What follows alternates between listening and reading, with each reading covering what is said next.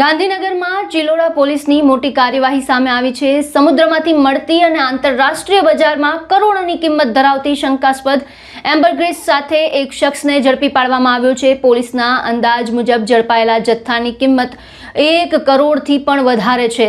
સૌથી મહત્વની વાત એ છે કે પોલીસે આ કાર્યવાહી ફિલ્મી અંદાજમાં નહીં પણ ગ્રાહક બની ગોઠવેલા છટકામાં પાર પાડી છે। આખી ઘટનાની જો વાત કરીએ તો ચિલોડા સર્કલ વિસ્તારમાં પોલીસને એમ્બરગ્રીસના ગેરકાયદેસર વ્યવહાર અંગે બાતમી મળી હતી। હવે આ બાતમીના આધારે પોલીસે આરોપીને પકડવા માટે એક છટકું ગોઠવ્યું અને પોતે ગ્રાહક બનીને તેને ચિલોડા સર્કલ પાસે બોલાવ્યો। આ દરમિયાન એજાદ અહેમદ કુરેશી નામના 30 વર્ષીય શખ્સને પોલીસે ઝડપી લીધો।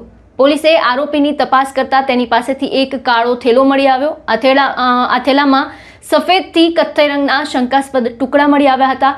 પોલીસને શંકા જતા આ જથ્થાની તપાસ કરવામાં આવી। FSL અધિકારીની હાજરીમાં આ શંકાસ્પદ જથ્થાની પ્રાથમિક તપાસ અને વજન કરવામાં આવ્યું, જેમાં કુલ 1 કિલો 20 ગ્રામ જેટલો જથ્થો સામે આવ્યો। આ જથ્થો વેલ માછલીમાંથી મળતા પદાર્થ એમ્બરગ્રીસનો હોવાનો પોલીસને શંકા છે।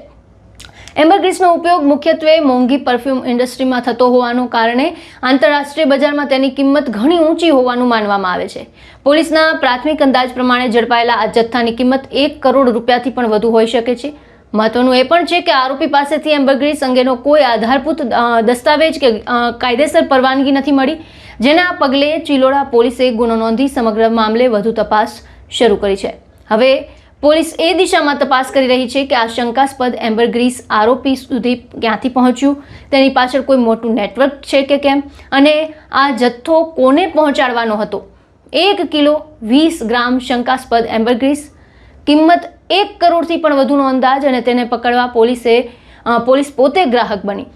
ચિલોડા પોલીસની આ કાર્યવાહી બાદ હવે સૌથી મોટો સવાલ એ છે કે આ માત્ર એક શખ્સ સુધી વાત સીમિત છે, આ મામલો સીમિત છે કે પછી તેની પાછળ કરોડોના કાળા કારોબારનું આખું નેટવર્ક છુપાયેલું છે। હાલ તો ચિલોડા પોલીસે જથ્થો કબજે કરીને તપાસનો ધમધમાટ છે તે શરૂ કર્યો છે। હવે આ તપાસ આગળ વધે તેમ એમ્બરગ્રીસના આ કથિત કાળા કારોબારના વધુ કડીઓ છે તે બહાર આવી શકે છે કે કેમ તેના પર સૌ કોઈની નજર રહેશે।